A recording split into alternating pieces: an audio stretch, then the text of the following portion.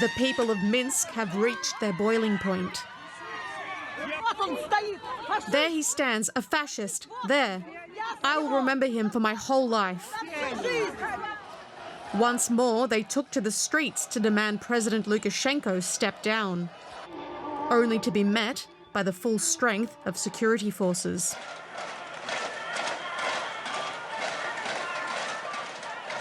Sunday saw some of the most violent tactics yet from authorities, who sent military vehicles into the centre of the capital. Groups of black-clad masked police were filmed running towards protesters. Opposition news sites aired this witness footage of them pulling protesters to the ground and dragging them into black minibuses. The scenes seemed to clash with those filmed just one day earlier, when President Lukashenko met with his jailed political opponents to discuss reforms.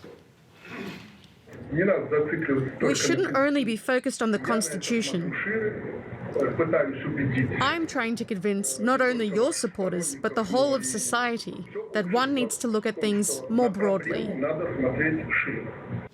The bizarre television meeting did little to dissuade many from participating in Sunday's protests. He wants to look like the kind leader, so that the elderly in front of the television think that he is really ready for the dialogue with the opposition. He's just a terrorist talking to his hostages, and he's trying to sell that to us as negotiations. Demonstrators have vowed to continue taking to the streets until President Lukashenko steps down.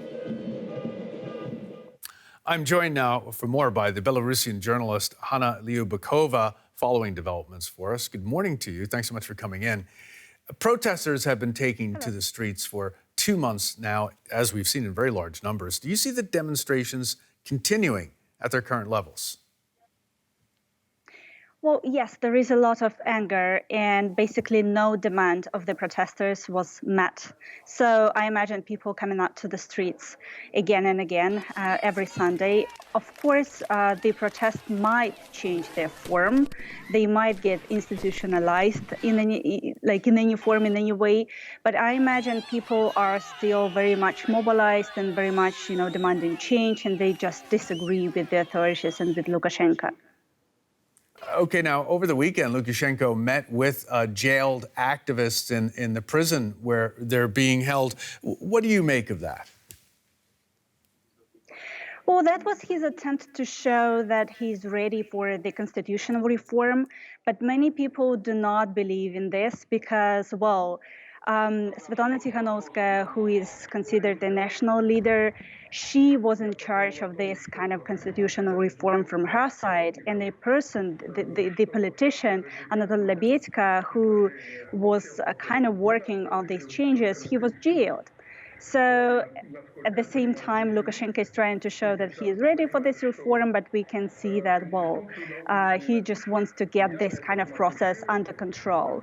And people clearly understand it. It's kind of Lukashenko's another way to kind of deceive people, to introduce his own kind of process and all of this, but people do not believe in this.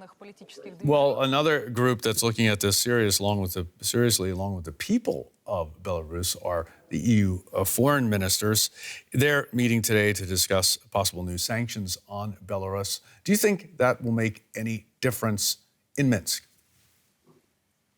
Well, I think that's what many people expect. Only yesterday, nearly 600 people were detained and many were badly injured. They were hospitalized with broken bones. Stun grenades were used. People were shot with rubber bullets. So we are coming back to the situation of August. During the worst day, thousands of people were detained. So I think people just expect justice. They want justice. They demand it. And no criminal case was launched to investigate the atrocities of the authorities. So I think the only way for people to kind of get this justice is to see that those people who were responsible for the election rigging and for brutal oppression, for brutal repressions and violence of the police, these these people would be somehow punished either by sanctions or international investigation. So that's what many people in Belarus do expect, indeed. Hanna Liubakova, Belarusian journalist, coming in for us today. Thanks so very much for that. Thank you.